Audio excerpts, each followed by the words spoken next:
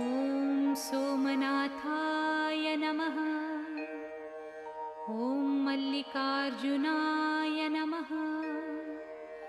ॐ महाकालेश्वराय नमः। ॐ ओंकारेश्वराय नमः। ॐ वैद्यनाथाय नमः। ॐ भीमशङ्कराय नमः। ॐ रामेश्वराय नमः। ॐ नागेश्वराय नमः। ॐ विश्वेश्वराय नमः। ॐ त्र्यम्बकेश्वराय नमः।